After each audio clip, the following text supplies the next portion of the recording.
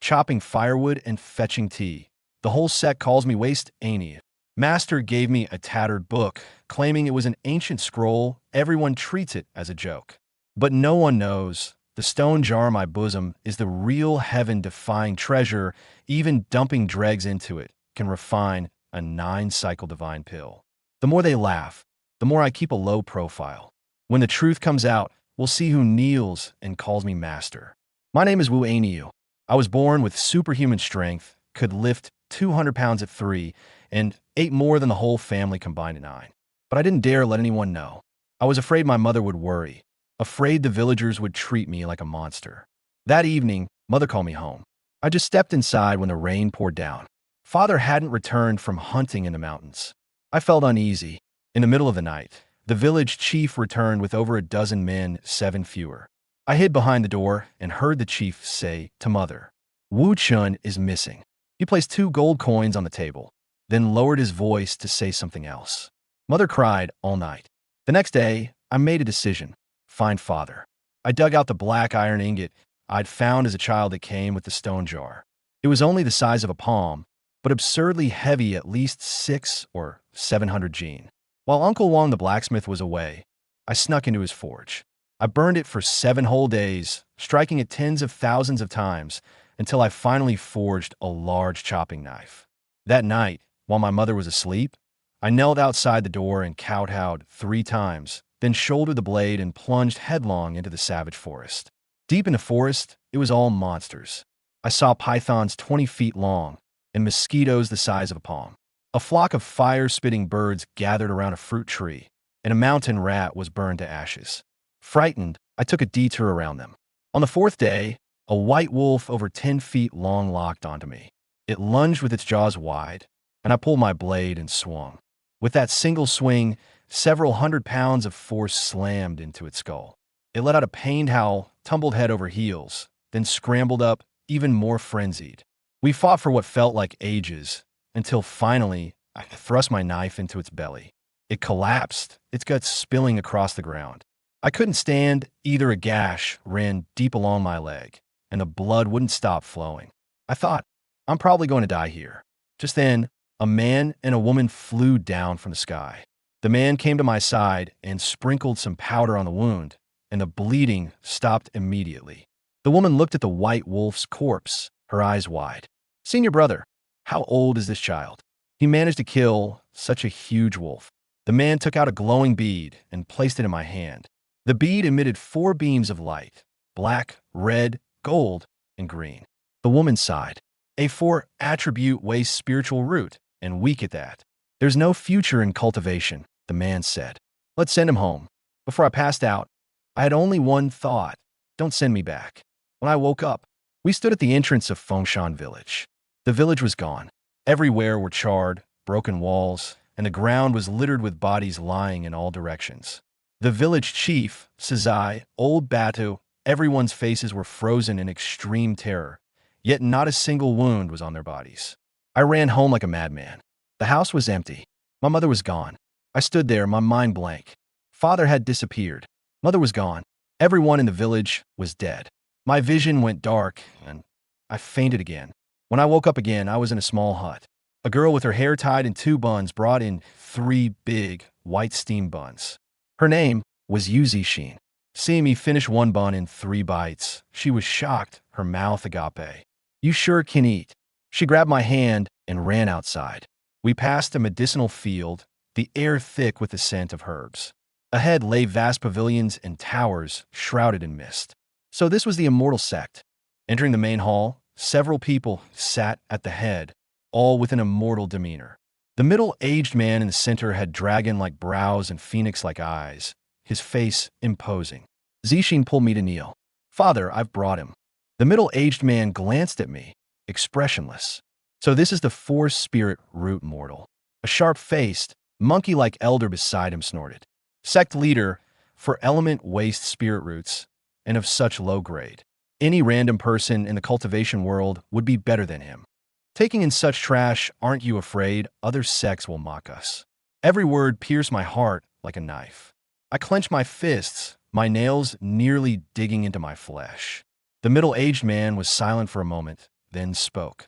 Although four spirit roots are mediocre, it doesn't mean one cannot cultivate it all. Since fate has brought him here, let's give him a chance. Someone said, the transmission hall still needs a menial disciple. Let him go there. I was about to thank them when a chubby old man stood up and said, hold on. He walked up to me, looked me up and down, and suddenly grinned. This kid's got some strength, doesn't he? I happen to need someone to stoke the fires. Let him come with me. Muffled laughter rippled through the hall. The elder from earlier said, sarcastically, Elder Zhao, if an alchemist like you takes on a waste of a disciple, word will spread and people will laugh you out of the sect. Old Zhao wasn't fazed. He chuckled and said, so what if I like trash? What are you going to do about it? At that moment, my eyes stung. For the first time since our village fell, someone was willing to take me in. And just like that, I became Old Zhao's disciple. Disciple in name only, I was really just a fire-tending boy. Every day before dawn, I split firewood, carried water, and worked the bellows. While others practiced swordsmanship, I tended the fire. While others meditated, I carried water. The other menial disciples mocked me. A trash spiritual root with a trash master, a perfect match. I said nothing. I just swung the axe harder as I chopped wood. With one swing of the axe, a bowl-thick log was split in two. Those servant disciples' faces turned green, and from then on, they never dared to laugh at me to my face. But behind my back, they laughed even harder. Someone deliberately poured dirty water on my bedding. Someone dumped trash in front of my door. The courtyard I cleaned was never free of new messes. The firewood I split was always stolen, and when I knelt on the ground picking up garbage, I thought to myself, Father, where in the world are you? Mother, are you okay? Who was it that killed those people in the village? No one could answer me. One day, Old Zhao called me to the alchemy room and pulled out a tattered book from his chest. This is an ancient secret scroll, heaven refining art, he said mysteriously. Practice it well, and you'll become invincible under heaven. I opened it and saw the paper had yellowed, the corners curled up like pickled vegetables, and the little figures drawn on it were crooked and twisted, clearly a random doodle. Someone nearby saw it and spread the word. Old Zhao gave that useless disciple of his a shabby book and called it an ancient secret scroll. What a joke. From then on, I got another nickname, Secret Scroll Trash. I couldn't be bothered to explain. Every day, after lighting the fire and chopping wood, I practiced according to the drawings in the book. I didn't even know if I was doing it right, but as I kept at it, I felt my body growing lighter. My strength increased. Before, carrying one bundle of firewood was a bit of a struggle now. Carrying 3 bundles was like child's play. Most importantly, my appetite finally decreased. I was no longer so hungry at night that I couldn't sleep. In a month, I even saved half a bag of rice. That night, I was practicing in my room when suddenly my chest started to burn. I tore open my clothes and saw a jar-shaped mark glowing faintly on my chest. I was stunned. Why did that mark look so familiar? The shape, the pattern, it was clearly the stone jar I had found as a child. I quickly dug out the stone jar. This black, grimy, human head-sized thing had been gathering dust under my bed all along. At that moment, it was actually glowing faintly. Tentatively, I placed my hand on the stone jar. With a boom in my mind, an aged voice rang out. Little one, you finally noticed me. I was so startled, I nearly dropped the jar. Don't be afraid, the voice said. I am an ancient artifact refining grandmaster. Back in the day, I roamed the immortal realm unbeaten. Put your herbs inside. I'll refine them into pills for you. Put scrap metal in, and I'll forge it into a magic artifact. As long as you provide spirit energy, this jar is the greatest treasure under heaven. I didn't believe it, but trying costs nothing. I secretly picked up a discarded rag of old man Zhao's failed pill and stuffed it into the jar. After about the time it takes an incense stick to burn, the jar spat out a shimmering golden pill. The aroma of the pill filled the air. I was dumbfounded. Even dregs from a failed pill could be refined into a divine elixir. What kind of heaven-defying thing is this jar? From that day on, I began to cultivate like crazy the art of refining heaven, supplying the stone jar with more spirit energy. Others cultivate for one day. I cultivate for 2. When others sleep, I still sit in meditation. The menial disciples laughed at me, calling me useless. The outer disciples treated me like air. Even the elder of the teaching hall urged old man Zhao to give up on me early. I didn't care. I had the stone jar. I had the art of refining heaven. I have old man Zhao. I have the truth I must uncover. Those who laughed at me, those who bullied me, those who wiped out my village, just you wait. I climbed out of bed and walked to the window. The bell of the mountain gate was ringing. The morning sun had just risen, clouds and mist churning. Yu Zixin waved at me from across the yard. Anyo, time to work. I smiled. I tucked the heaven-refining art into my robe, hefted my axe, and strode out. Another new day had begun. But no one in this immortal sect knew that the waste handyman disciple everyone laughed at was about to walk a completely different path from today. In the great hall, old man Zhao was arguing with some elders. Their voices drifted over faintly. I couldn't hear clearly, but one sentence reached my ears. That kid may have crippled spirit roots, but his heart is good. I gripped my axe, a slow grin spreading across my face. Just then, Yu Zixin ran up from behind and slapped my shoulder. Hey, what are you daydreaming about? Hurry up and chop wood. My old man said no food until you finish 10 bundles today. Got it. I hefted my axe. Heading toward the woodshed, I'd barely taken 2 steps when I ran into a few outer disciples, led by a guy named Lu Qing, a smug-looking fool. His spiritual root was just slightly better than mine, and he never missed a chance to mess with me. Yo, you worthless piece. Off to chop wood again. He stood in the middle of the path with his arms crossed. How's that ancient scroll of yours coming along? Did you manage to squeeze out a fart yet? The people around him burst into laughter. I shot him a glance, said nothing, and walked around him. Hold it. Lu Qing's face darkened as he reached out to grab my shoulder. I paused mid-step but didn't turn around. The moment his hand touched my shoulder, a sudden force jolted his arm numb, sending him stumbling back 3 paces before he nearly fell on his rear. He stared at me in utter disbelief. I turned back, grinning wide. Sorry, I've been eating a lot lately. Got a bit stronger. With that, I hoisted my axe and strode off, leaving Lu Qing and his cronies exchanging bewildered looks. A few dark clouds were gathering on the horizon. I glanced up, silently calculating. Once that stone cauldron refines its first batch of proper pills, this is the first step of my cultivation journey. Father, mother, wait for me. The vengeance for the 42 lives of Fengshan Village. I, Wu Aniu, will not let a single one off. At this moment, he looked at the newcomer, frowned slightly, and said with feigned anger, Zixin, you're being mischievous again. Can't you see we are in a meeting?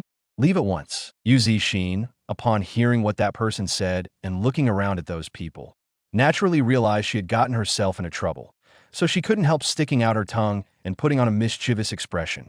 Then she bowed and said, reporting to Master, that kid brought back by Senior Brother Chun has woken up. I got so anxious that I brought him here.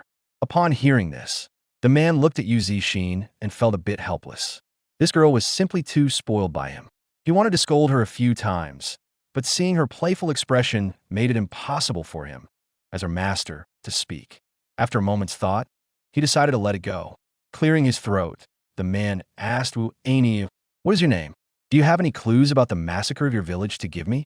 Hearing this, Wu Aniu's heart first ached, and the faces of the village chief and others involuntarily appeared before his eyes. Thinking of this, he couldn't help shedding tears. Then he slowly shook his head and said, my name is Wu Aniu. I don't know why the village chief and all the others died. Who is it? Who killed them? And my mother is missing. Please, Immortal, take charge and find the culprit for us, to uphold justice. The man nodded upon hearing this and said, I've already sent someone to investigate this matter, young friend. Your village no longer exists. What are your plans now? Hearing this, Wu Aniu shook his head. He was just a 9-year-old boy. Although he was very strong, he was not mature enough. At this moment, he didn't know how to respond. Seeing Wu Aniu's expression, the man continued. Now I'll give you 2 choices. First, I can send you to the mortal world where we have a branch. You can learn some mortal martial arts there and live a decent life. As for the second option, considering you've gone through such turmoil at such a young age, even though your spiritual root is poor, we can make an exception and let you stay in the mountains to cultivate. Which one you choose is up to you. After listening to the man, Wu Aniu lowered his head, thought for a while, and then chose the latter. Although he didn't know what a spiritual root was, he felt that if he could learn the arts of immortals, it would be a rare opportunity not to be missed. With that in mind, he said loudly, I want to stay here. The man nodded, then said to the people on either side, "Junior brothers, does your peak need any disciples? Who will take him in?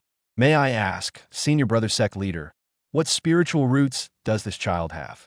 After a moment of thought, the person below him asked.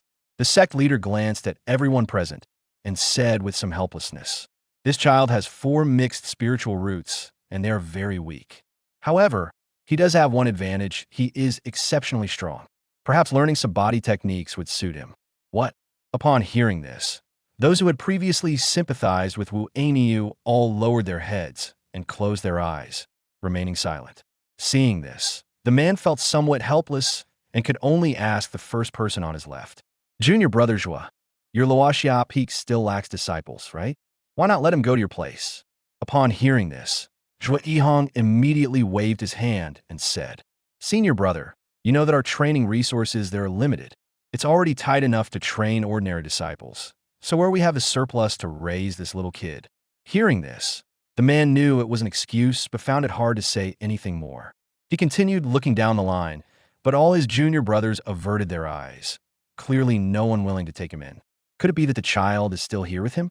Thinking this, he spotted someone sitting at the very end. Seeing that person, his eyes lit up.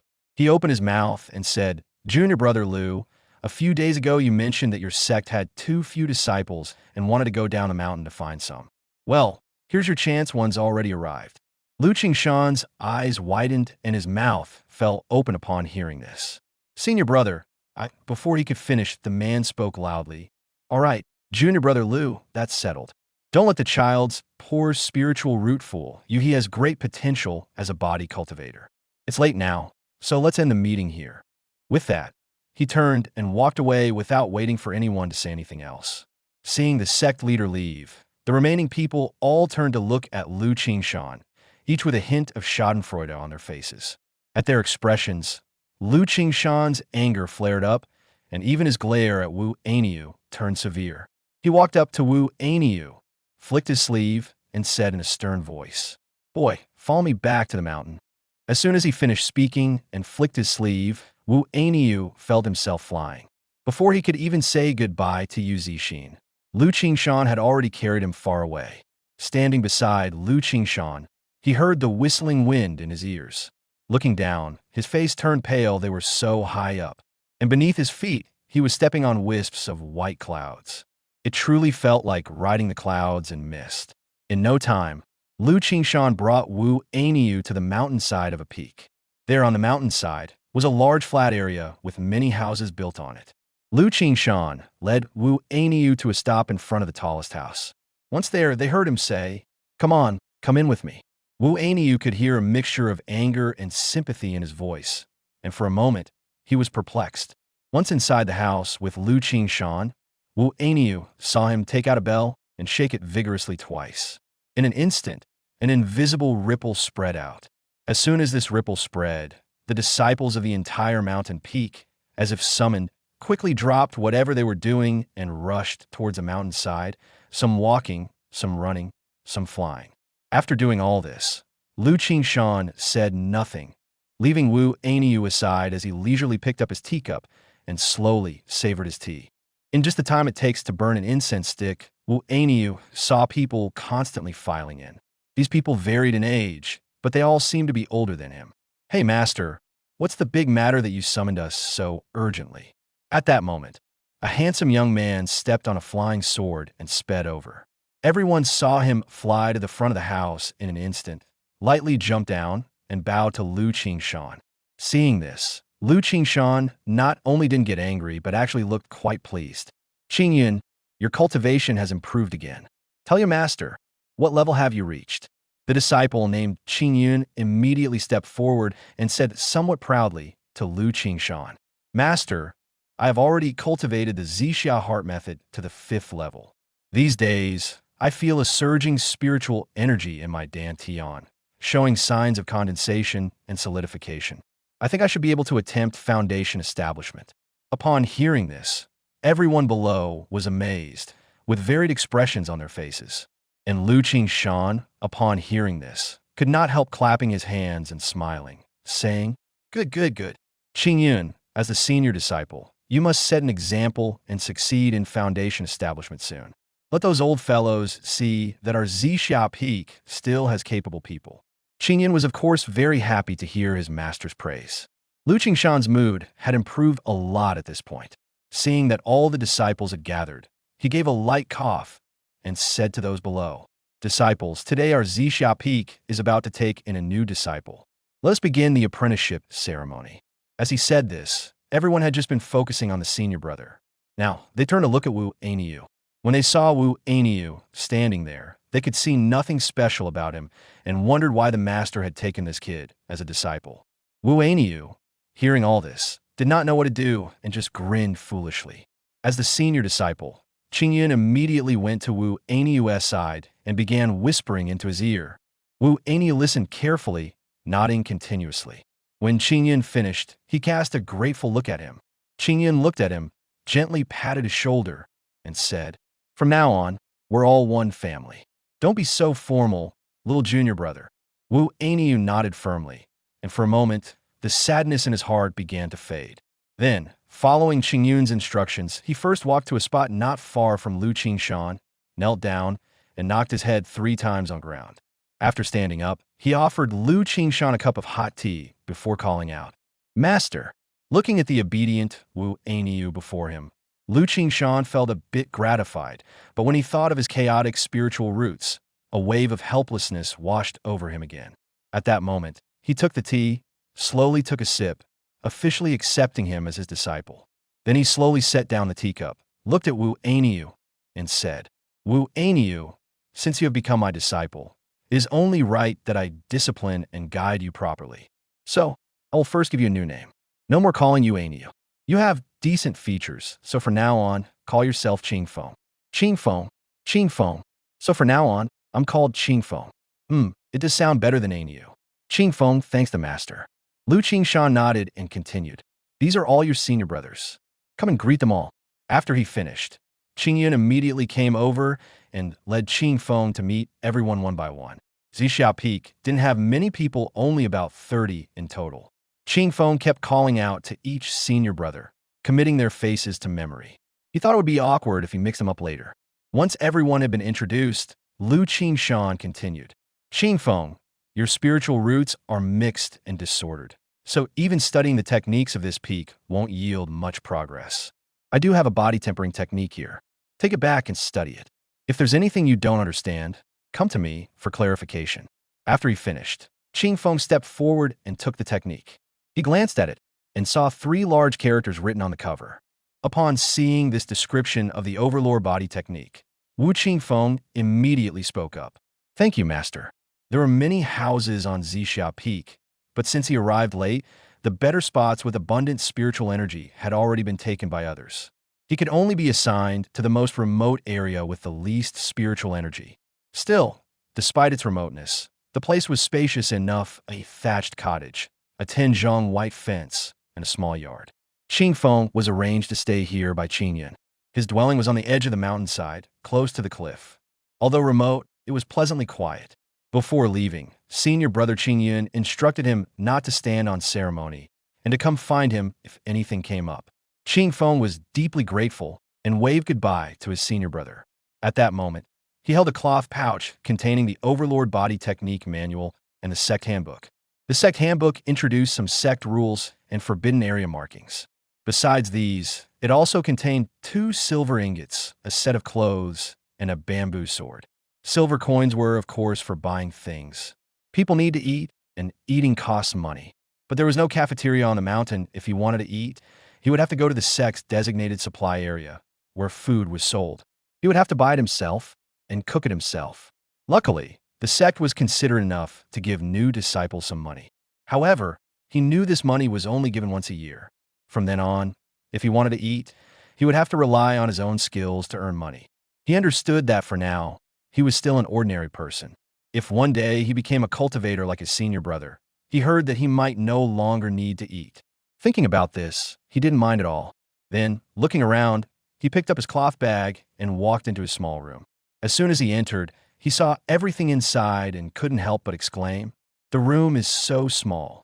There was only a bed, a table, and a chair. It seemed no one had lived here for a long time, so dust was everywhere.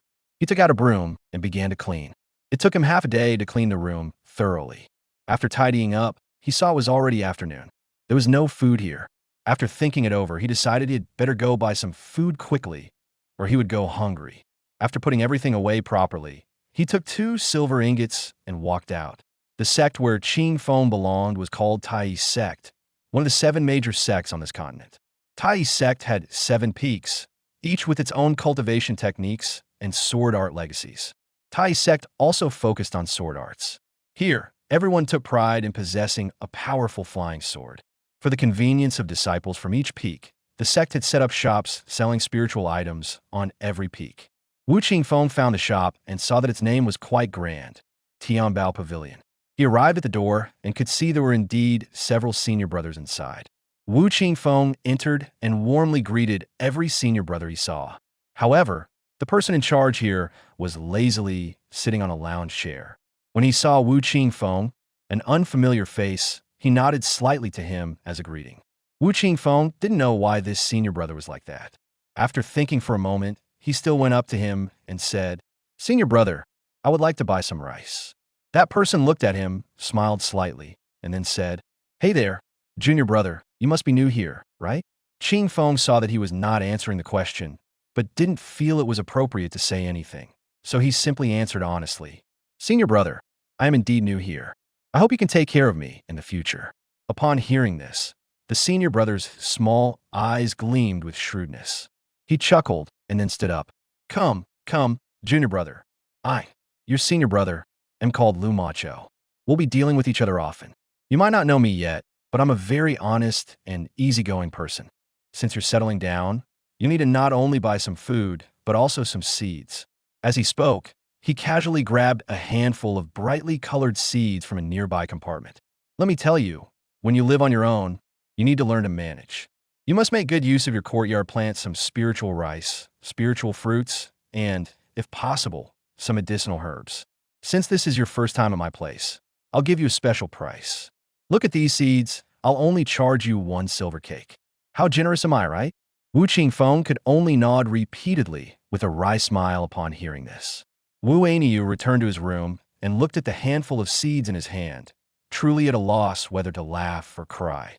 He couldn't help but think, what kind of nonsense is this? 2 silver coins for 30 jin of rice and a handful of seeds that might grow who knows what. With a slight sigh, he looked at the seeds in his hand, thought for a moment, then picked up his hoe and began digging holes all over the yard to plant them. After finishing all this, the sun had set and the moon had risen. He had been busy all day but hadn't even eaten yet, so he scooped out some rice and started cooking. Once the fire was going, he took out the martial arts manual his master had given him. He saw the cover bore the words Overlord Body Technique in bold characters. The first page introduced that the technique consisted of 3 stages. The first stage granted invulnerability to blades and firearms, as well as immunity to water and fire. The second stage granted the power to move mountains and overturn seas, along with a manifestation that towered between heaven and earth. The third stage allowed one to achieve the overlord body and cultivate an immortal and indestructible form. Seeing this, Ain's heart surged with excitement. He truly hadn't expected his master to value him so highly and give him such a powerful technique. This was nothing short of supreme divine skill. But when he continued reading, he was somewhat dumbfounded. The book contained not only illustrations, but also text. But after reading a few chapters, he found that some parts of the book were blurry, and there were traces of torn pages in other places. What was most frustrating was that this book only contained the first 8 layers of the first level of the technique. According to the book, each level should have 9 layers. Why is this book so incomplete? It's no wonder Wu Ainyu thought that way. In fact, how could he know that the Tai sect was a great sword sect, and their techniques were far too few? This body dominance art was something Lu Qingshan had obtained by chance during a secret realm expedition in his youth. How could he know that this body dominance art was an ancient secret scroll recording a truly peerless divine technique? When Lu Qingshan first obtained this technique, he was absolutely ecstatic. But when he carefully studied this ancient scroll, he discovered that not only was the technique severely incomplete, but the cultivation method was also extremely arduous, and many parts were obscure and hard to understand. So in the end, Lu Qingshan threw it into a corner. If it weren't for the fact that he saw Ainiyu's spiritual roots were mixed and disordered, making it impossible to cultivate good techniques, he wouldn't have dug out this secret scroll that had been hidden somewhere unknown. Of course, whether Ainiyu can understand it will depend on his fate. Wu Ainiyu naturally didn't understand the intricacies. He looked on with tears of gratitude for a long time, but couldn't make heads or tails of it. Fortunately, the rice was ready by then, and filling his stomach was the top priority. Smelling the fragrant rice, he began to devour it with just a pinch of salt. After eating and drinking his fill, he picked up the book again and started studying it. Although he couldn't fully understand the meaning of some words, he could slightly grasp the human figures drawn in the book, some sitting, some standing with various lines marked on them. So he began to imitate the shapes of the little figures one by one. The bright moon rose high, the sun rose, and the moon set. Anyo slightly moved his body. Throughout the night, although he followed what was in the book, he felt nothing but aching all over, without the slightest sensation of chi. Helplessly shaking his head, watching the rising sunlight, he could only first train his muscles, bones, and skin as written in the book. The first page of the book read, "To practice this art, one must possess great perseverance. And the first layer of the first level of this divine art is to temper patience and increase strength." Ainiyu had plenty of strength, but according to the book, the first level of the technique was simple enough. It just required him to chop down trees every day and run 10 li while carrying 100 jin on his back. When he could chop down a tree with a single cut and finish running 10 li in half an hour, then the first level would be complete. Reading this, Ainiyu couldn't help but think that while the technique was simple, it was also a bit absurd.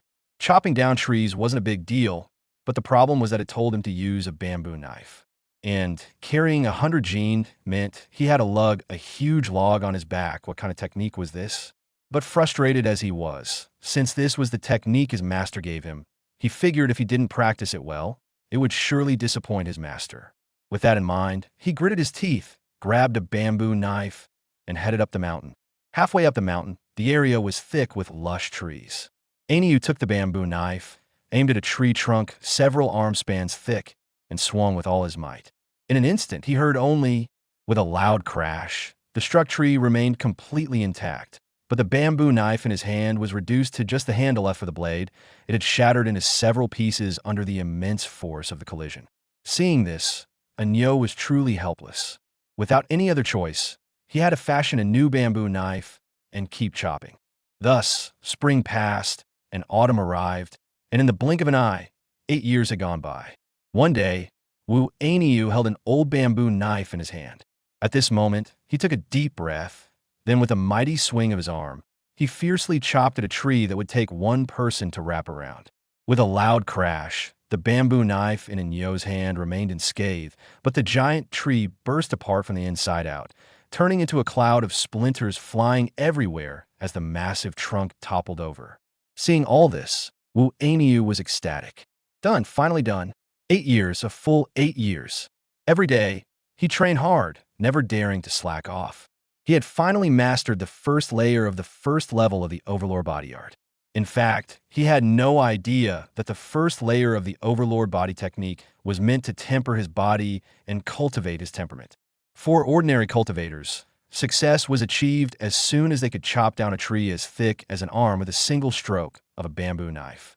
Unfortunately, he had no guidance and was only exploring on his own. In his mind, at the very least, he should be able to chop down a tree that required one person to wrap their arms around to consider it qualified. In fact, he had initially set his goal at a tree that required 2 people to embrace, but he felt it was far too difficult. In truth, he didn't realize that at this moment, he hadn't just achieved mastery of the first layer, he had actually reached a state of chaotic, primordial super perfection. The senior who originally created this technique probably never imagined there would be such a persistent junior. Even so, Ainiyu kept regretting in his heart that perhaps his spiritual root was too poor. He had yet to open his spiritual meridians and draw chi into his body. Thinking of this, the joy he had just felt diminished quite a bit.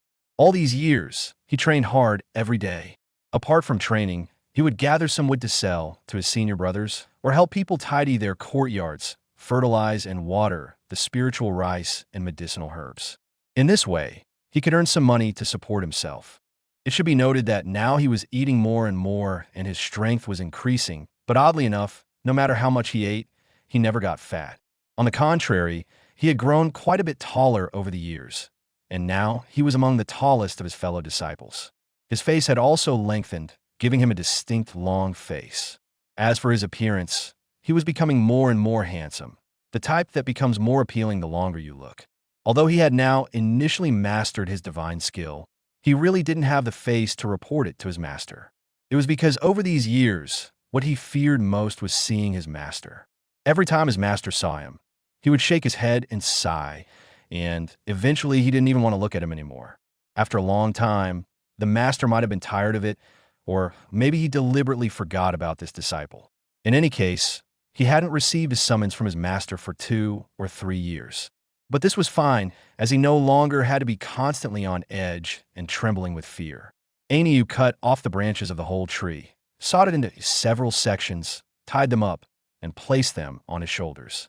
These logs weighed at least 2 or 3,000 jin, yet he still ran home with brisk strides, as if flying.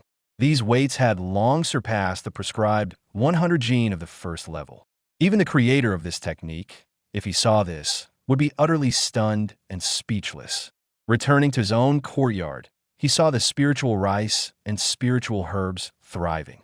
He was truly overjoyed. But just then, a burst of golden light suddenly appeared in his courtyard. He then saw strands of golden, thread-like light, barely visible to the naked eye, dancing all over the yard. They landed all over the yard. Before long, the various spiritual items in the yard began to wither and turn yellow at a visible speed, losing all their spiritual essence. Finally, with a bang, they turned into a pile of ashes. At that moment, the golden threads filling the sky instantly dissipated. Now the entire yard had only one thing left, a golden flower in front of his house. The flower was only about half a foot tall and had 3 leaves. Just then, another leaf quickly grew from the flower's leaf cluster. Within just a few breaths, a golden leaf appeared. Thus, the flower went from having 3 leaves to 4. Seeing all this, Aniu was not particularly startled, because this wasn't the first time it had happened. Over the years, whenever the spiritual rice or medicinal herbs were ripe, that flower would come and absorb those spiritual items, leaving him without ever tasting a single one. It also led to years of ridicule from his fellow disciples, who called him a waste. However, upon seeing the golden flower, he felt no sadness at all. He had specifically asked around and learned that this golden flower might be the legendary 9-leaf spirit cleansing flower, said to help people open their spiritual meridians. But the flower had only grown its 4th leaf. Who knew how many years it would take to grow 9 leaves? Legend said the spirit cleansing flower was incredibly miraculous. It was a rare wonder of heaven and earth. Once its 9 leaves fully matured, it could be used to refine a pill called the spirit cleansing pill. Taking it would not only help open one's spiritual meridians, but also widen them and increase one's magical power, truly marvelous. And all this he had learned by discreetly probing his senior brother Lumacho. As for how the spirit cleansing flower came to be, even Aniu himself was completely in the dark. He remembered planting the seeds given by senior brother Lu Macho in the yard back then, and somehow this flower seed got mixed in among them. As for the root of it, perhaps senior brother Lu Macho had obtained the seed by chance, and he just happened to hand over to him. But none of that mattered. What mattered now was that since he knew the use of this flower, he naturally became very attentive to it, knowing that this flower was his greatest hope for the future. To keep it from being discovered, he never allowed anyone to come to his place. The only downside was that this flower always absorbed the spiritual essence of the crops, preventing him from yielding anything over the years. Otherwise, he wouldn't have had to work like a horse for those senior brothers, doing all sorts of chores. He shook his head slightly helplessly, then took out more seeds and planted them one by one in the soil. As night fell, Aniu stood in the yard, looking at the cliff a few meters outside. For the past 2 years, every night of the full moon, a faint blue mist would inexplicably emerge from that spot. Strangely enough, these gases had a sweet fragrance that refreshed the mind after inhaling it, and the soul-cleansing flowers in his courtyard would greedily absorb them at such times. A few meters away from his courtyard stood an extremely steep cliff hundreds of feet high. He had read the sect's rules.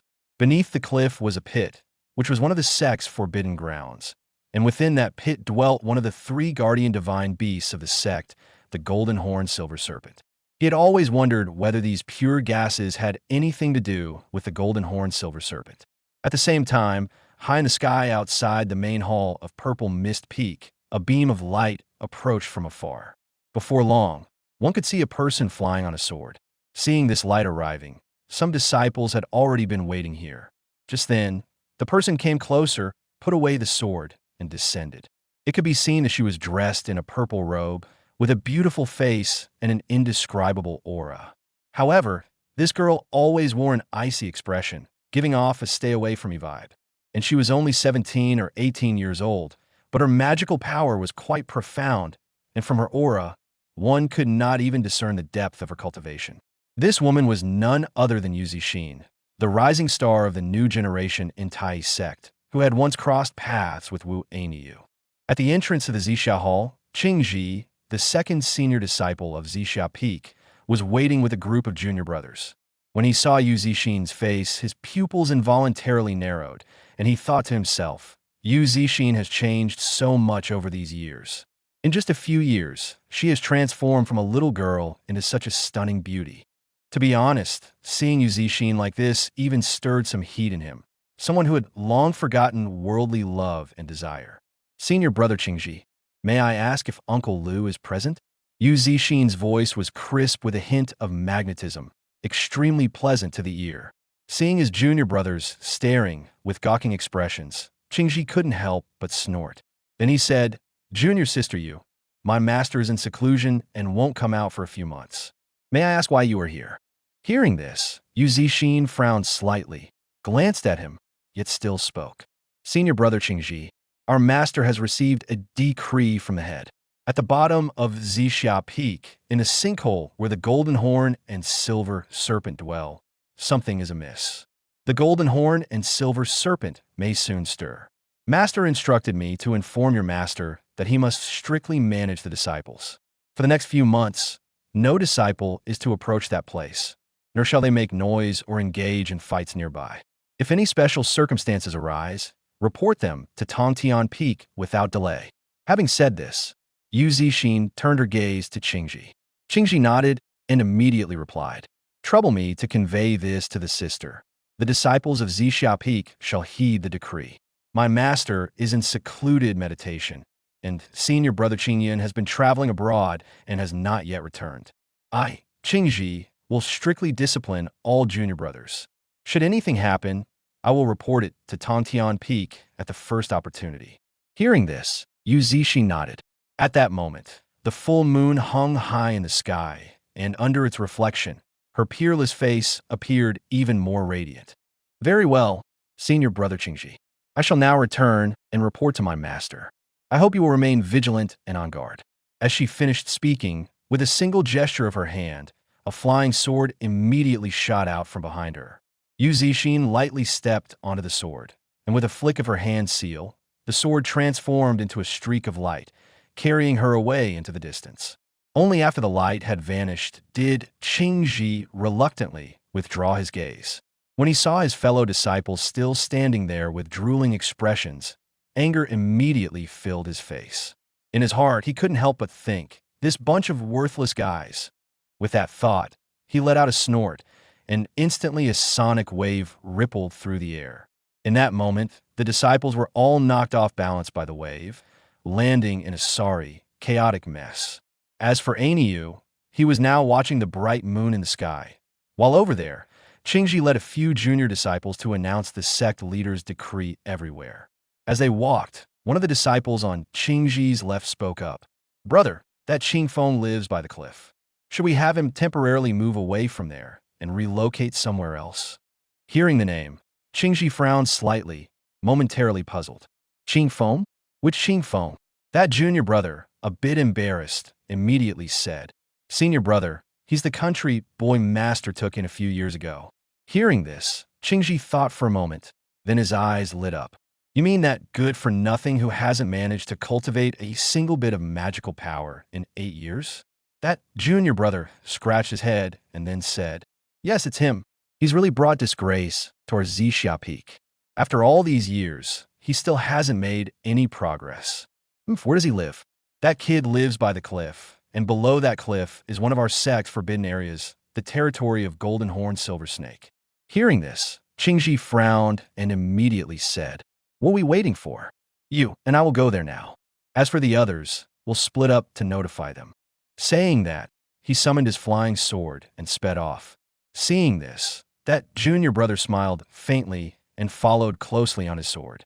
The other junior brothers, hearing their senior brother's orders, naturally didn't hesitate and also flew off on their swords in various directions.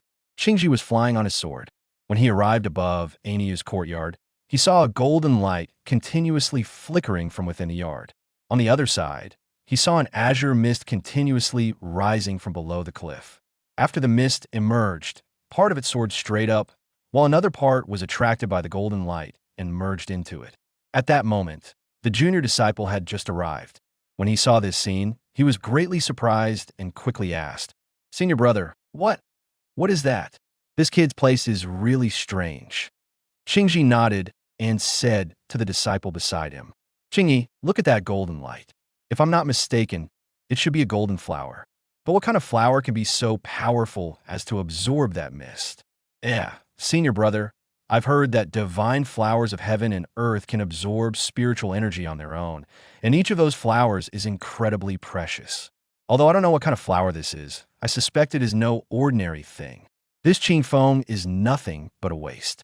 What right does he have to keep this item? Senior brother, why don't we move this flower back? We can't let this kid waste such a precious treasure." As he said this, the one in green kept revealing a nakedly greedy look in his eyes. Qingji's heart was instantly stirred upon hearing this. Just now, he had been holding back out of propriety, unwilling to say more. But these words from the one in green struck a chord deep within him. Heaven and earth's rare treasures belong to those of virtue. That Qingfeng kid must have gotten some dumb luck to obtain a miraculous plant like this. But even with this treasure, this waste can't make use of it.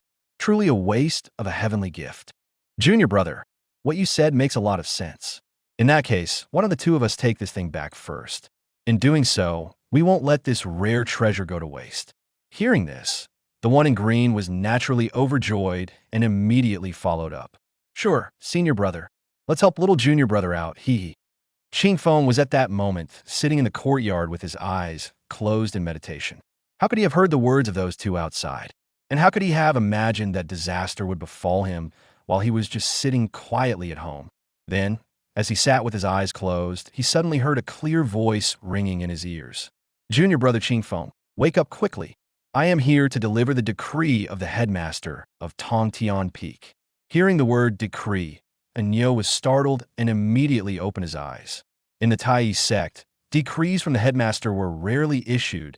They were not given without major events. When he opened his eyes, he saw Qingji and Qingyi standing not far in front of him. Seeing them, he immediately stood up, cupped his fists, and said, "Greetings to both senior brothers. May I ask what decree the headmaster has issued?" Seeing his respectful demeanor, Qingji found it hard to immediately demand the rare item. So he had to start by saying, "The decree of Tongtian Peak.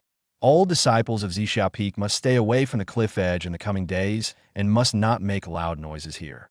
So I am here to inform you that you must move away from this place immediately." "What?" Wenyo was taken aback. He was alone and could leave at any time, but now there was a spirit-cleansing flower here, extremely precious and his only hope. If he couldn't watch over it, he would be worried. Thinking this, he had no choice but to brace himself and say, "But senior brother, I still have some urgent matters here and cannot leave. Please, senior brother, be accommodating." Looking at Wu Aniu's face, Qingji and Qingyi exchanged a glance, then cleared their throats softly before speaking. "Junior brother, you refuse to move out, is it because of that thing?" As he spoke, he extended his hand and pointed at the golden flower by the wall. When Aniu saw Qingji pointing at the spirit-washing flower, he knew the secret could no longer be kept. He could only brace himself and nod, saying, Yes, senior brother. This flower is very important to me. I must stay here to guard it. Hee, little junior brother, little junior brother. This extraordinary flower is not something you can keep. For the sake of your fate in finding it, I'll give you 3 spirit stones as compensation for your care these days.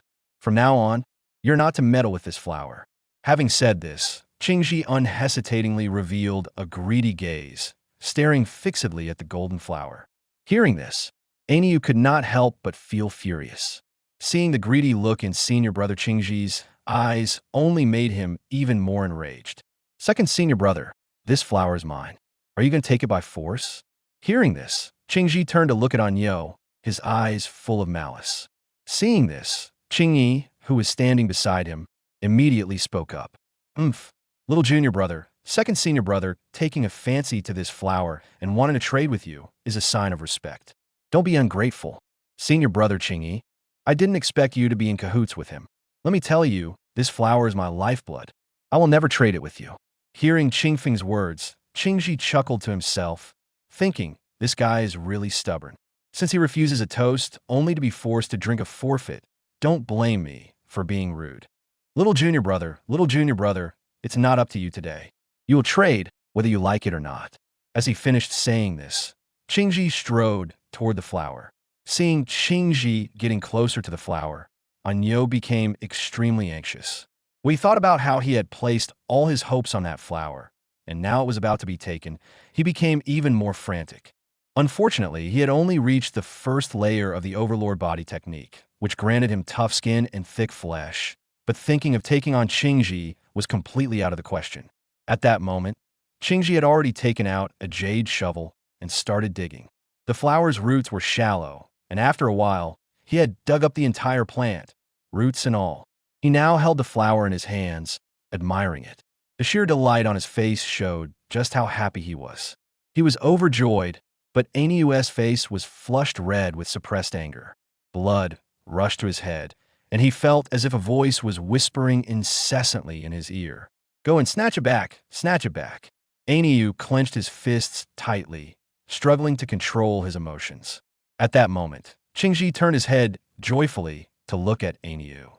Seeing the defiant look on his face, he said contemptuously, "If you waste. From now on, behave yourself and keep your mouth shut, or else you'll be in for it." Already seething with anger, Aniu felt as though a fire had been ignited in his heart upon hearing those words. He didn't know where the courage came from, but in a few swift steps, he dashed in front of Qingji and reached out to grab that flower. Qingji, caught off guard by Aniu's sudden move, didn't react in time and had the flower snatched away easily.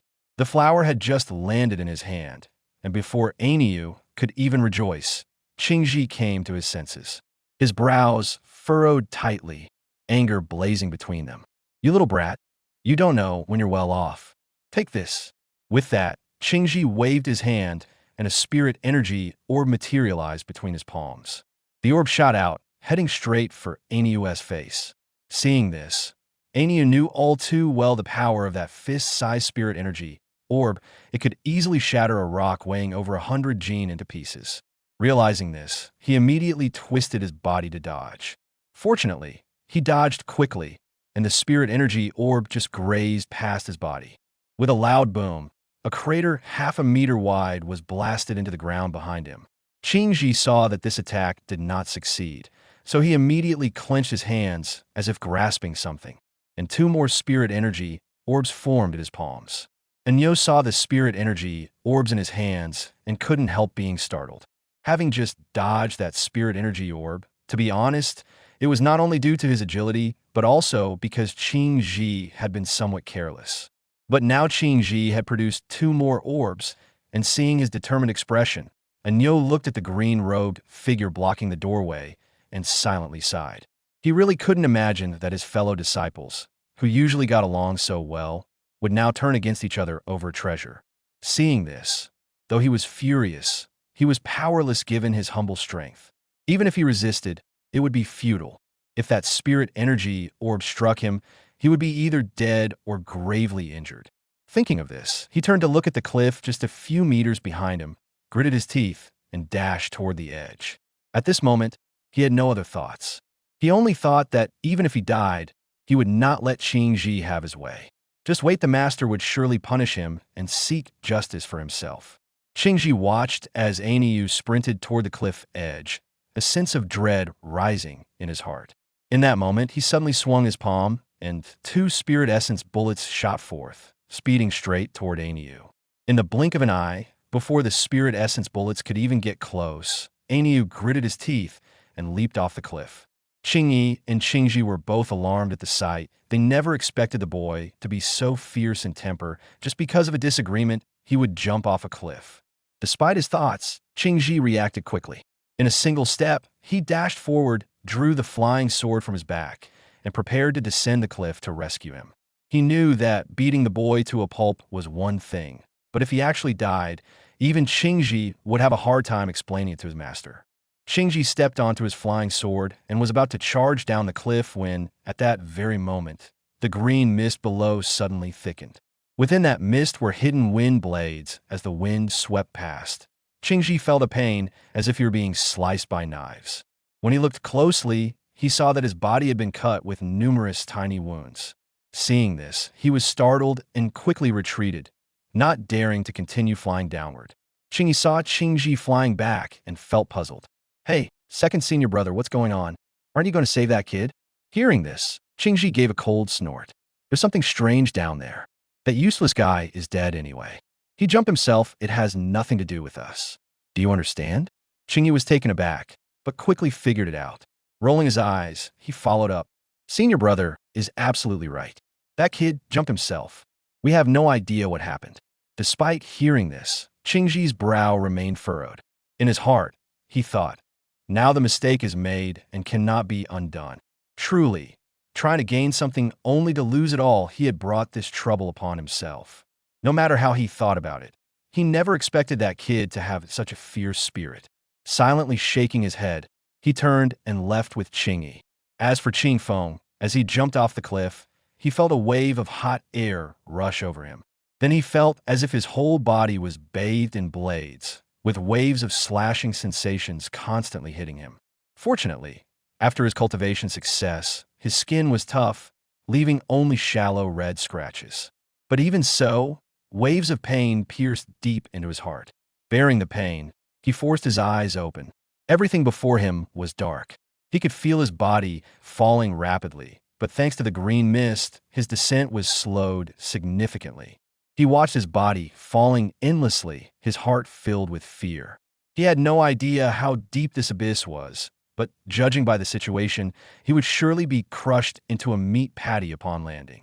What a pity he still had unfulfilled wishes. If he died like this, he would never rest in peace. Thinking this, tears filled his eyes, and sorrow overwhelmed him. All his years of effort would be wasted. Just as he was thinking this, his eyes suddenly brightened. He saw, not far below him, a tree over 2 meters long growing out of the cliff face. Without time to think, he reached out and grabbed the small tree. In the nick of time, relying on luck, he seized its branches. His strength was already immense, and with this grab, he exerted all his power. He didn't want to use too much force, but his body only paused in mid-air for a moment, and then he actually grabbed the small tree, pulling it out by the roots and continuing to fall with it. "I'm done for." Qingfeng couldn't help but shout loudly. Just as Qingfeng was thinking he was surely going to die, he heard a thud. A cloud of dust rose, and he felt a jolt under his feet. He had landed.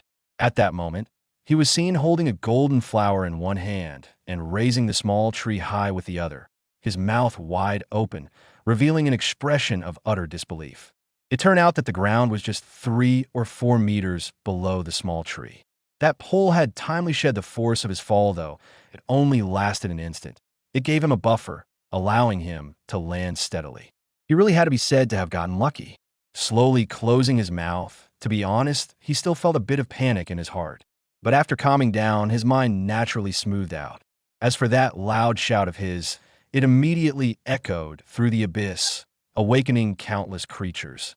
In the abyss, a massive creature suddenly opened its tightly shut eyes. A pair of lantern-like eyes emitted an eerie green glow. However, within those eyes, there were subtle traces of rage and pain. Then, 2 beams of light burst forth from its eyes, directly shining onto Qingfeng. On being hit by this green light, Wu Qingfeng's heart jolted. He felt an invisible pressure pressing down on him. rendering him unable to move an inch.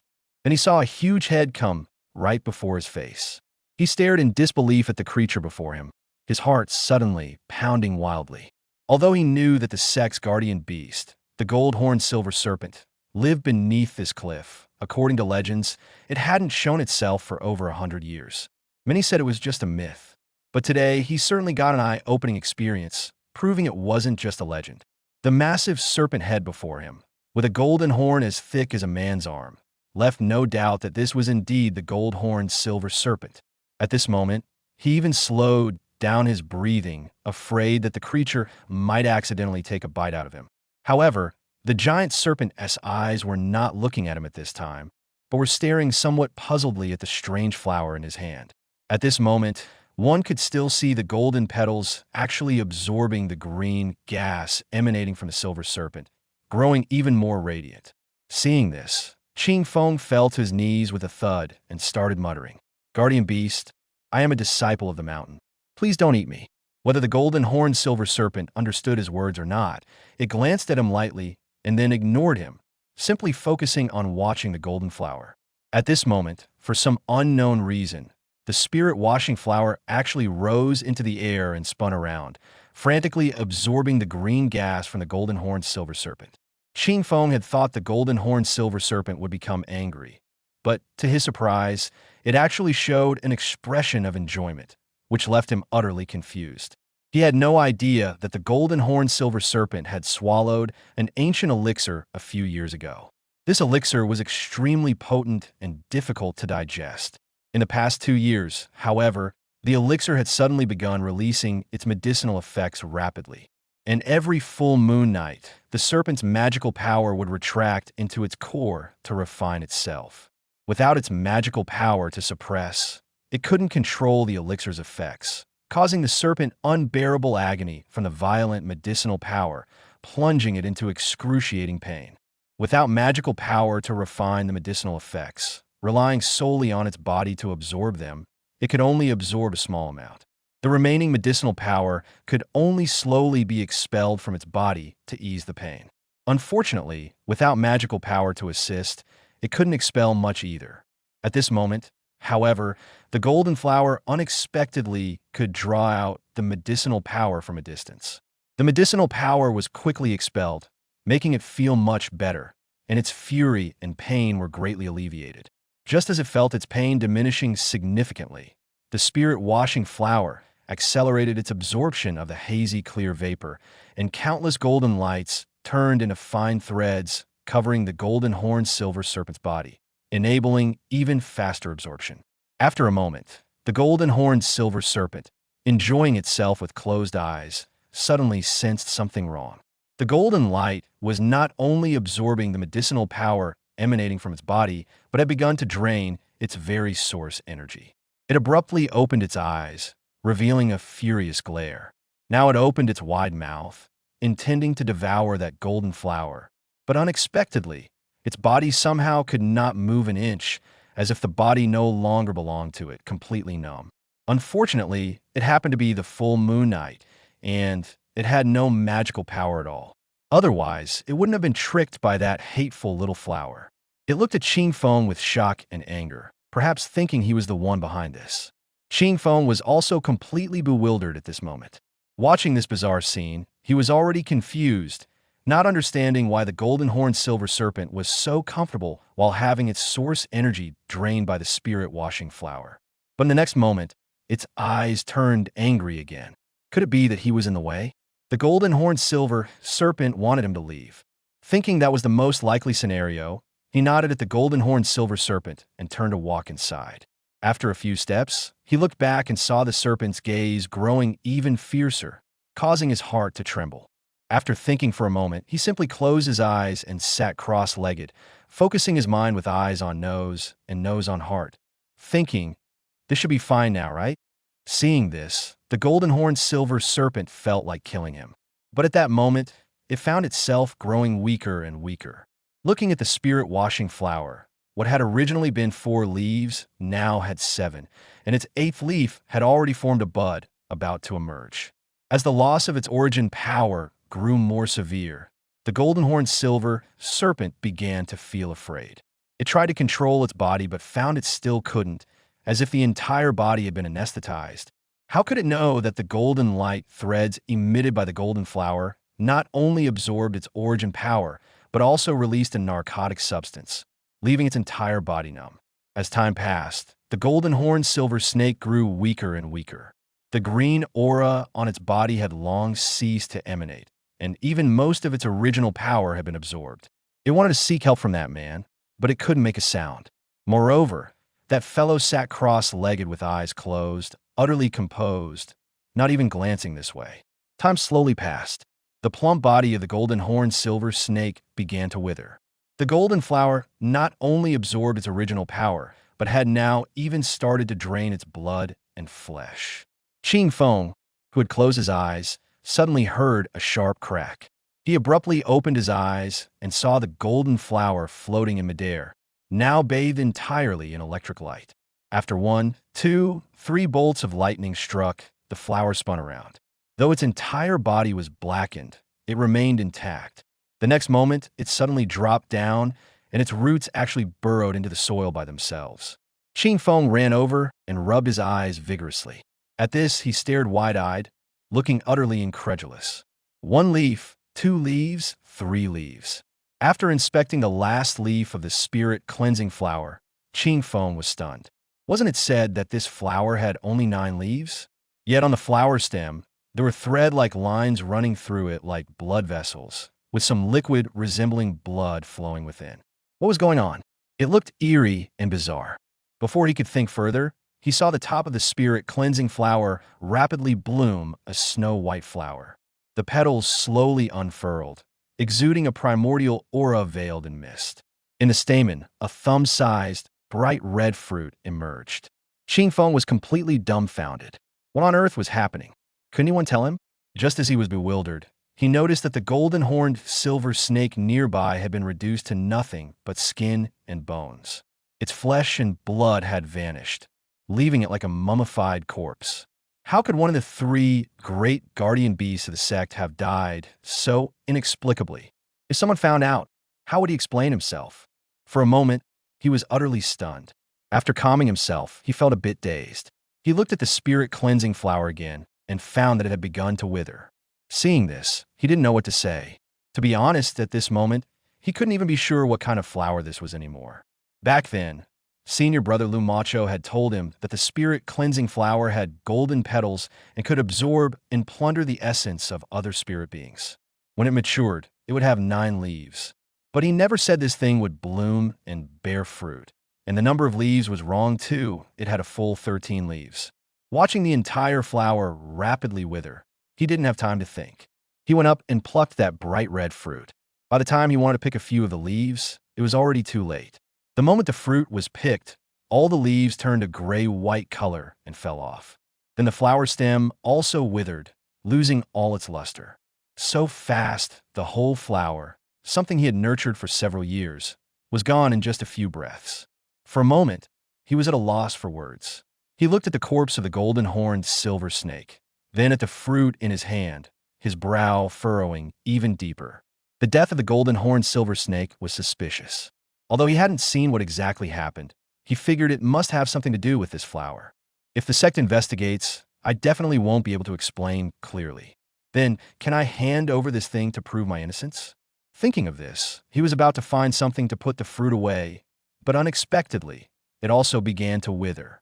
Seeing this, Qing Feng was stunned again.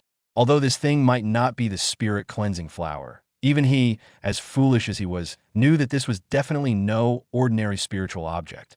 If he let it wither away and lose all its spiritual power, wouldn't it be a pity? And all his years of effort would be in vain. Moreover, he bore a mission and carried the blood feud of the entire Fengshan village. His parents had disappeared. The village had been massacred. He had to find out the truth about all of this. But with his own innate talent, it would probably be futile in his lifetime. And his only hope, the spirit-cleansing flower, was also gone. He could not afford to let go of this only chance. Thinking of this, he resolved that even if this fruit was useless or poisoned him to death instantly, he would accept it. Steeling himself, he simply stopped thinking and opened his mouth to swallow the fruit. As it entered his mouth, it burst with a sweet, fragrant juice that flowed down his throat, filling him with an indescribable sweetness. But the moment the juice reached his stomach, he realized that the real pain had only just begun. As soon as the juice entered his belly, it felt as if it had turned into molten iron, searing his stomach. An excruciating pain spread from his stomach throughout his entire body. He felt as if every meridian in his body was being scorched by raging flames. The pain made him thrash on the ground, a bone-piercing, extreme agony and indescribable pain radiating from within outward. With what little clarity he had left, he forced himself to sit cross-legged amidst the intense pain and began to circulate the indestructible body art, hoping to alleviate the suffering. But he found it useless. The internal pain did not ease in the slightest. The searing pain caused cold sweat to pour down like raindrops, and his consciousness began to blur. For some reason, the strange postures from the indestructible body art manual suddenly sprang to his mind. Driven by instinct, he began to contort his body into those forms. The golden rooster stands on one leg, the old ox pushes the cart, the little horse kicks and prances. As he assumed these poses, which he had interpreted on his own, he felt that the pain seemed to lessen somewhat. It actually worked. Although the reduction was not much, it was still better than being tortured to death. So, in a daze, he began to move into them. 1 day, 2 days, 3 days.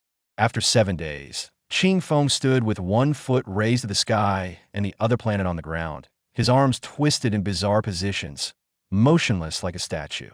A gust of clear wind swept past, and his eyes suddenly snapped open. For a moment, a sharp gleam could be seen flashing in his gaze before fading into concealment. Crackling sounds came endlessly. He slowly lowered his limbs and stretched his neck, the cracking noises once again echoing. He exhaled a hot breath, as if finally relieved, then slumped down limply onto the ground. The agonizing burning pain had finally ended. If it weren't for the poses and the Overlord body art that could offset some of the pain, he would have truly died from it. At this moment, he couldn't help but thank his master, as if he had foresight. He sensed that all the meridians in his body seemed to have been completely connected at this moment. He circulated his cultivation technique and unexpectedly discovered a trace of magical power flowing within him. This discovery made his eyes light up, and his heart was filled with indescribable joy. At that moment, he thought that even if that golden strange flower wasn't the spirit-washing flower, it must have the same effect. Since he now had magical power, didn't that mean his spiritual veins had been transformed? He finally had magical power. After so many years, he had finally taken a step into the ranks of immortal cultivation and would no longer be mocked. Overjoyed, he punched the ground. With a loud boom, his fist actually created a dark, deep pit in the earth. Looking at the pit and then at his fist, he was stunned. He felt that punch might have nearly 10,000 gene of force, and he had only used half of his strength. Standing up, he aimed at a boulder over 3 meters tall and punched it. The boulder instantly shattered into pieces. So it was true, a full force punch from me could actually reach over 20,000 gene. This was utterly incredible. Although I had always been immensely strong, I had never before been able to unleash such tremendous power. Joy, nothing but pure joy. He sat down cross-legged and quietly sensed it, feeling his entire body brimming with power. Yet at the same time, a sense of weakness crept in, and then he suddenly understood he was hungry. The sinkhole was perpetually dark, and he wondered if anything edible could even grow here. He stood up and glanced at the gold-horned silver serpent's corpse, realizing that although the creature was dead, its entire body was a treasure trove. The snake's skin could be made into armor, and the golden horn was an exceptionally rare treasure. With that thought, he reached out to touch the gold-horned silver serpent's body, only to discover that neither the snake's skin nor the horn contained a shred of spiritual power. Clearly, all its essence had been drained away. He shook his head helplessly, yet a feeling of guilt stirred within him. In his mind, if it weren't for him bringing that flower down, the guardian beast of the sect might not have died. Didn't that mean he had indirectly killed it? Guilt, oh guilt. Unfortunately, what's done is done. This wasn't what he had in mind, and he could only pray for it in his heart. What he still couldn't understand was how that strange flower managed to absorb the powerful golden horned silver serpent. Stepping around the massive body of the golden horned silver serpent, he walked forward and soon spotted a huge cave ahead. Countless sparkling gems were embedded in the cave's walls and ceiling, illuminating the entire cavern. The cave was vast, spanning nearly a kilometer in all directions, with the ground covered in half-a-foot-tall purple grass. When he had gone more than halfway in, the ground suddenly rose, revealing dark, rocky terrain. Every dozen meters or so, there was a small nursery enclosed by a ring of broken stones, each about a meter in diameter, filled with dark soil and planted with some herbs. Some of these herbs were just sprouting, while others appeared to have been mature for a long time. The deeper he went, the older the herbs seemed, and the air was filled with wafts of medicinal fragrance. Purple Jade Dragon King Ginseng. It was actually the Purple Jade Dragon King Ginseng. Qing Feng blurted out in surprise. At the very front, there was a purple plant with 7 leaves, bearing 5 or 6 bright red fruits. From the pattern on its leaves, wasn't it indeed the Purple Jade Dragon King Ginseng? Excitedly, he stepped into the nursery, took out his jade shovel, and carefully dug around it. In no time, a ginseng radiating a faint purple aura was revealed. What a big one! It was as thick as an arm and the size of a palm, with many roots beneath its body. From a distance, it looked like a dragon's head with a beard. A ginseng this big must be at least 100 years old. He looked around, thinking that if he took it out and was discovered, he would either die or be skinned alive. So he decided to go all the way, picked up the ginseng, and started eating it like a radish. Unexpectedly, it tasted sweet and was very crisp in the mouth. Once in his stomach, it turned into a stream of heat that circulated through his limbs and meridians. He immediately sat cross-legged and began to meditate. Streams of hot air were guided by him into his meridians, then converted into spiritual energy and turned into magical power. After eating a ginseng, he immediately felt full and his entire body became relaxed, as if every pore had been opened. It was extremely comfortable, and he felt his strength had increased significantly. Walking further ahead, there were several herbs of good age, but some he didn't recognize, and some couldn't be eaten directly and could only be used for alchemy. Although these items were valuable, he didn't dare to take them out casually.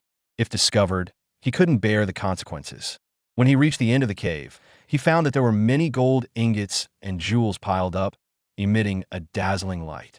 This sight really opened his eyes. He didn't expect the golden-horned silver serpent to be fond of such mundane things. But to be honest, he also liked them. He came over and picked out a dozen gold ingots and put them into his clothes. Anyway, even if someone knew, it wouldn't be a big deal. He could just say he found them. Who would investigate him over such things? Looking around, he also found a box made of pure gold in the corner. He curiously opened it and saw several pieces of different colors inside, along with a book that looked very ancient. He casually opened the book, and the first page bore several bold, powerful characters. The Great Sunset Glow art, this turned out to be a technique for cultivating mana. Seeing this made him quite happy. He had originally planned to find a master after leaving the sect to learn a proper technique, but now it seemed like a pillow had arrived just as he was feeling sleepy. This saved him a lot of trouble, though he still wondered if the technique was powerful.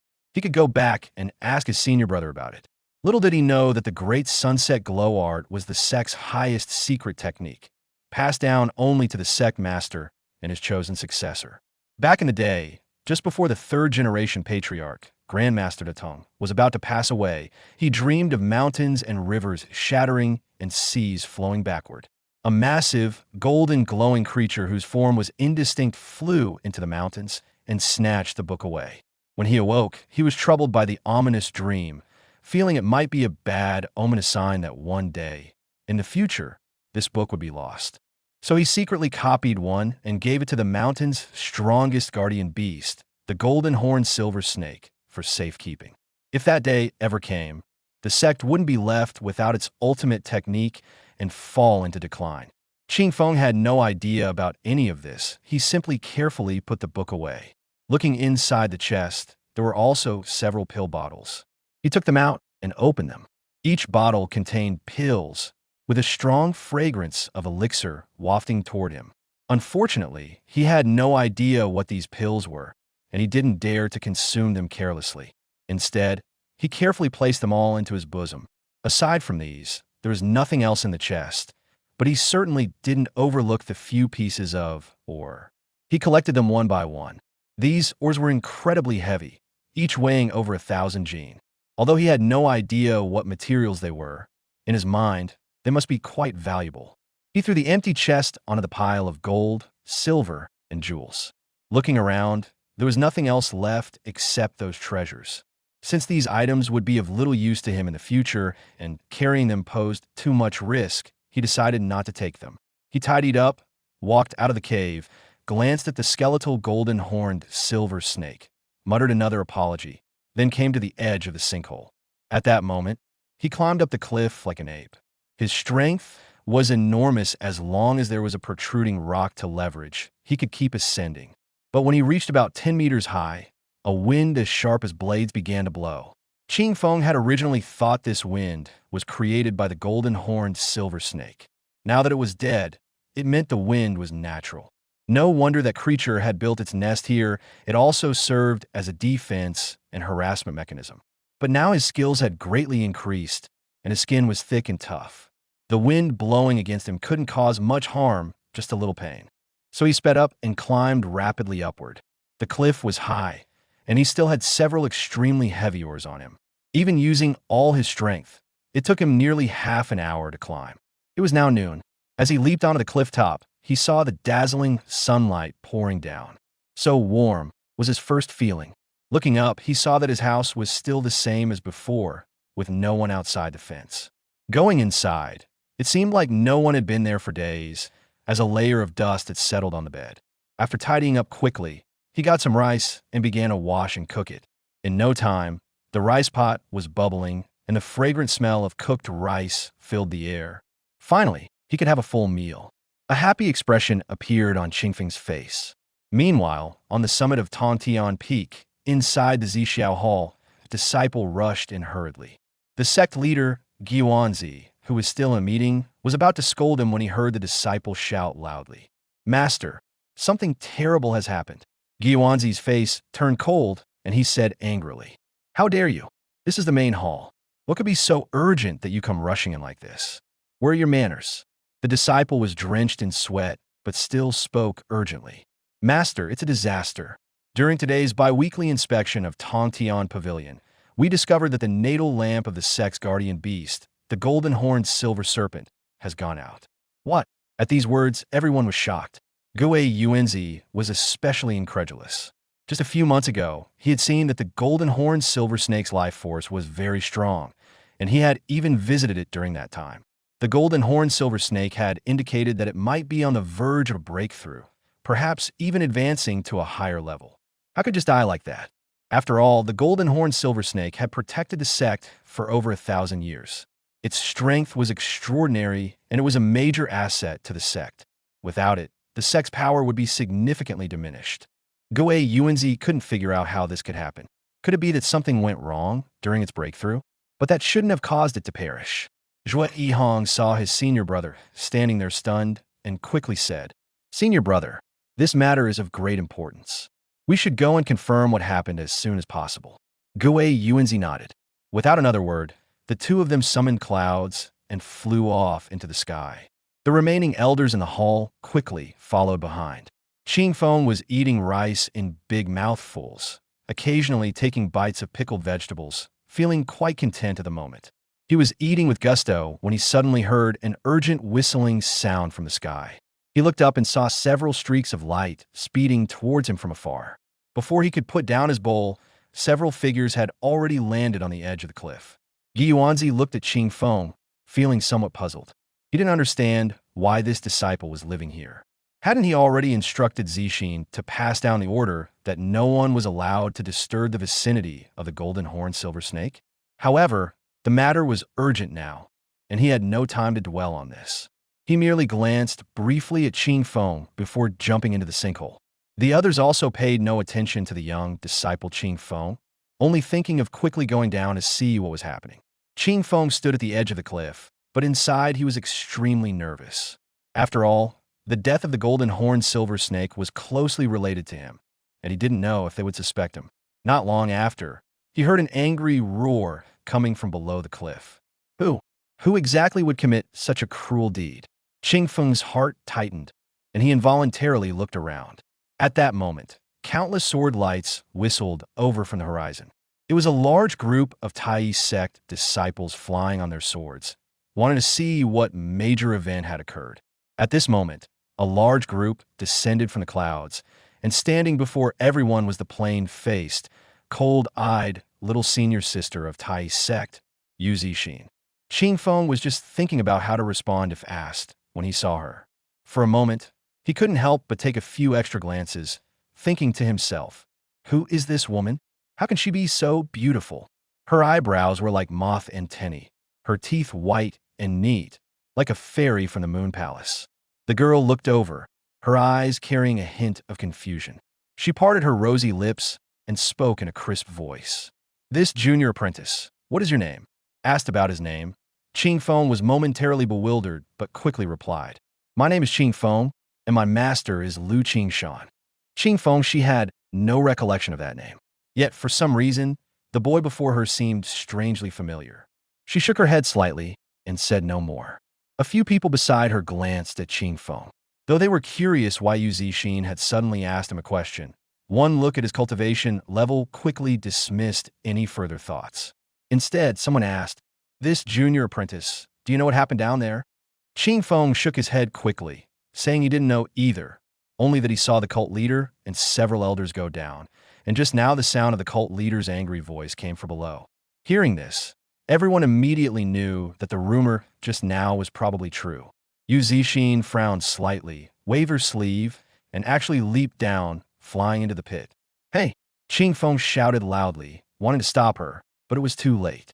Everyone saw that as soon as Yu Zixin entered the pit, a pale blue light shield immediately appeared around her, and in an instant, she disappeared from sight.